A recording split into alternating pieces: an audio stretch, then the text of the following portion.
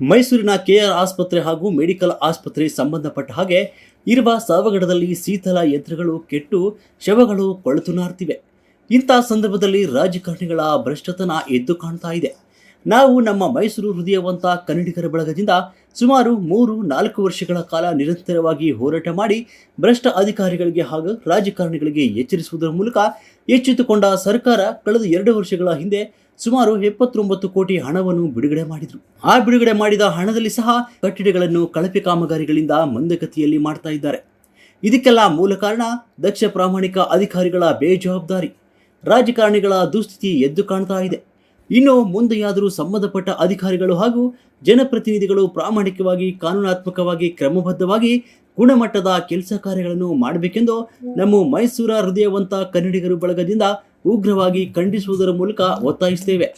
ಹಾಗೂ ಈ ಕೂಡಲೇ ಶವಗಾರದಲ್ಲಿ ಶೀತಲಗೊಂಡಿರುವ ಶೀತಲ ಯಂತ್ರಗಳನ್ನು ದುರಸ್ಥಿತಿಗೊಳಿಸಬೇಕೆಂದು ನೇರವಾಗಿ ಖಂಡಿಸುವುದರ ಮೂಲಕ ಮನವಿ ಮಾಡಿಕೊಳ್ತಾ ಇದ್ದೇವೆ. ಇದೇ ಸಂದರ್ಭದಲ್ಲಿ ಮೈಸೂರು ಹೃದಯವಂತ ಕನ್ನಡಿಗರ ಬಳಗದ ಸಂಸ್ಥಾಪಕ ರಾಜ್ಯ ಅಧ್ಯಕ್ಷರು DPK ಪರಮೇಶ್, ಉಪಾಧ್ಯಕ್ಷರು ರವಿ ಖಜಾಂಚಿ, ಗಿರೀಶ್ ದೂರ ಸಂಪರ್ಕ ಅಧಿಕಾರಿ, ರಾಜೇಂದ್ರ ಜನಸಂಪರ್ಕ ಅಧಿಕಾರಿ, ಮಂಜುನಾಥ್ ಉಪಸ್ಥಿತರಿದ್ದರು.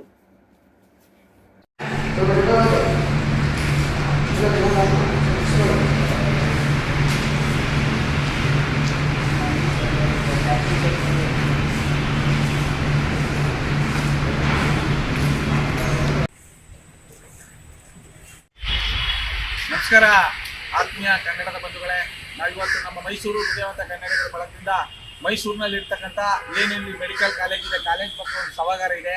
ಈ ಸಭಾಗಾರದಲ್ಲಿ ಶಿಥಿಲ ಯಂತ್ರಗಳು ಕೆಟ್ಟು ಶವಗಳೆಲ್ಲ ಕೊರ್ತು ನಾರ್ತಾ ಇದೆ. ನಿನ್ನೆ ನ್ಯೂಸ್ 18 ಮಾಧ್ಯಮದವರು ನಮಗೆ ಅದ್ರ ಲಿಂಕ್ ಕಳಿಸಿ ನೋಡಿ ಈ ರೀತಿ ಇದೆ, ನೀವೇನಾರ ಮಾಡಿ ಸರ್ ಅಂತ ಹೇಳಿದಾಗ ನಮಗೆ ತುಂಬ ನೋವಾಯಿತು. ಆ ಚಿತ್ರಗಳನ್ನ ನೋಡಿ KR ಆಸ್ಪತ್ರೆ ಮಹಾರಾಜರು ಬಡವರಿಗೆ ಅಂತ ಕೃಷ್ಣರಾಜೇಂದ್ರ ಆಸ್ಪತ್ರೆ ಅಂತ ಕಟ್ಟಿದ್ರು. ಆ ಆಸ್ಪತ್ರೆಯಲ್ಲಿ ವಾರ್ಡ್ಗಳು, ಶೌಚಾಲಯಗಳು, ಮೆಡಿಕಲ್ ಸಂಬಂಧಪಟ್ಟ ಎಲ್ಲ ದುರಸ್ತಿಲಿ ಇದ್ದಂಥ ಸಂದರ್ಭದಲ್ಲಿ ನಮ್ಮ ಮೈಸೂರು ಹೃದಯವಂತ ಕನ್ನಡಿಗರ ಬಳಗದಿಂದ 5-6 ವರ್ಷ ಸತತವಾಗಿ ರಾಜಕಾರಣಿಗಳ ಎದುರಾಕೊಂಡು ನಾವು ಹೋರಾಟ ಮಾಡಿದ್ವಿ. ನಮ್ಮ ಹೋರಾಟಕ್ಕೆ ಸಿಕ್ಕಂತ ಫಲ ಕಳೆದ 2 ವರ್ಷದಲ್ಲಿ 79 ಕೋಟಿ ಹಣ ಬಿಡುಗಡೆ ಮಾಡಿದ್ರು. ಆ ಹಣ ಬಿಡುಗಡೆ ಮಾಡಿದಂತ ಆ ಹಣದಲ್ಲೂ ಸಹ ನರಭಾಗ ಅಧಿಕಾರಿಗಳು, ಏಡಿ ರಾಜಕಾರಣಿಗಳು ಕಾಮಗಾರಿಗಳು ಮಾಡಿ ಎಲ್ಲ ಹಾಳು ಮಾಡ್ತಾ ಇದ್ದಾರೆ. ನೋಡಿ, ಇವತ್ತು ಸಭಾಗಾರದಲ್ಲಿ ಶಿಥಿಲ ಯಂತ್ರಗಳು ದುರಸ್ತಿ ಆಗಿದೆ. ನಾವು ಏನಾದ್ರು ಯಾವ ರೀತಿ ಹೋರಾಟ ಮಾಡವ, ದಯಮಾಡಿ ಸಂಬಂಧಪಟ್ಟಂತ ಅಧಿಕಾರಿಗಳಿಗೆ ಕೈ ಮುಗಿತಾ ಇದ್ದೀನಿ. ಒಂದು ಒಳ್ಳೆ ಸ್ಥಾನ ಸಿಕ್ಕಿದೆ, ನಿಮಗೆ ಒಂದು ಒಳ್ಳೆ ಪುಣ್ಯವಾದಂತ ಸ್ಥಾನ ಸಿಕ್ಕಿದೆ. ಬ್ರಹ್ಮ ವಿಷ್ಣು ಮಹೇಶ್ವರ ಯಾವ ರೀತಿ ಪ್ರಮುಖವೋ ಈ ನಾಡಿನಲ್ಲಿ, ಭಾರತ ದೇಶದಲ್ಲಿ, ಅದೇ ರೀತಿ ನೀವು ವೈದ್ಯಕೀಯ ಶಿಕ್ಷಣಕ್ಕೆ, ವೈದ್ಯಕೀಯ ಒಂದು ಸಂಬಂಧಪಟ್ಟಂಗೆ ನೀವು ಸಹ ಅಂತ ಪವಿತ್ರವಾದಂತ ಸ್ಥಾನದಲ್ಲಿದ್ದೀರಿ. ದಯಮಾಡಿ ಇಂಥ ಸಮಸ್ಯೆಗಳನ್ನ ನೀವು ಏನ್ ಮಾಡ್ತಾ ಇದ್ದೀರಿ, ಯಾವ ರೀತಿ ಮಾಡ್ತಾ ಇದ್ರಿ? ಸಿದ್ದರಾಮಯ್ಯವ್ರಿಗೂ ಒಂದ್ ಕಡೆ ಅವಮಾನ ಆಗುತ್ತೆ. ಸಿದ್ದರಾಮಯ್ಯನವರೇ, ನಿಮ್ ಸಂಬಂಧಪಟ್ಟಂತ ಎಡ ಫಲ ಇರ್ತಕ್ಕಂಥ ಭ್ರಷ್ಟ ನೀಚರಿಗೆ ಹೇಳಿ ದಯಮಾಡಿ ನಾಳೆನೆ ಹಣ ಬಿಡುಗಡೆ ಮಾಡಿ. ಆ ವೈದ್ಯರು ಹೇಳ್ತಾ ಇದಾರೆ, ನಾವೆಲ್ಲಾ ರೀತಿ ಮನವಿ ಮಾಡ್ತಾ ಇದ್ದೇವೆ ಸರ್, ಹಣ ಬಿಡುಗಡೆ ಮಾಡಲ್ಲ ಅಂತ ಒಂದ್ ಕಡೆ ಹೇಳ್ತಾರೆ, ಕೆಲಸದವ್ರು ಸಿಗ್ತಾ ಇಲ್ಲ ಅಂತ ಒಂದ್ ಕಡೆ ಹೇಳ್ತಾರೆ. ಅವ್ರ ನೋವು ಅವ್ರು ತೋಡ್ಕೊತಾ ಇದಾರೆ. ಇವತ್ತು ರೋಗಿಗಳು ಅವ್ರ ಸಂಬಂಧಿಕರನ್ನ ಗುರ್ತಿಡಿಯಕ್ಕಾಗಲ್ಲ, ಆ ಮಟ್ಟಕ್ಕೆ ಹೆಣಗಳು, ಶವಗಳು ಕೊರ್ತು ನಾರ್ತಾ ಇದೆ. ಇಷ್ಟೊಂದು ಇನೆಯ ಸ್ಥಿತಿ ನಮ್ಮ ನಾಡಿಗೆ ಬರಬಾರ್ದು ಅಂತ ಹೇಳ್ತಾ ನಮ್ಮ ಮೈಸೂರು ಹೃದಯವಂತ ಕನ್ನಡಿಗರ ಬಳಗದ ಖಜಾಂಜಿಯವರಾದಂತ ಗಿರೀಶ್ ಅವ್ರು ಬಂದಿದ್ದಾರೆ, ಬಳಗದ ಉಪಾಧ್ಯಕ್ಷರಾದಂತ ರವಿ ಅವರು ಬಂದಿದ್ದಾರೆ, ಬಳಗದ ದೂರದರ್ಶನ ಸಂಪರ್ಕ ಅಧಿಕಾರಿ ಅಂತ ರಾಜೇಂದ್ರ ಅವರು ಬಂದಿದ್ದಾರೆ, ಬಳಗದ ಸಂಘಟನಾ ಕಾರ್ಯದರ್ಶಿ ಆದಂತ ನಮ್ಮ ಮಂಜುನಾಥ್ ಅವರು ಬಂದಿದ್ದಾರೆ. ನಾವೆಲ್ಲ ಇವತ್ತು ಸಾಂಕೇತಿಕವಾಗಿ ಅಧಿಕಾರಿಗಳಿಗೆ ಚೀಮಾರಿ ಹಾಕೋದ್ರ ಮೂಲಕ ನೇರವಾಗಿ ಸಂದೇಶ ರವಾನೆ ಮಾಡ್ತಾ ಇದ್ದೇವೆ.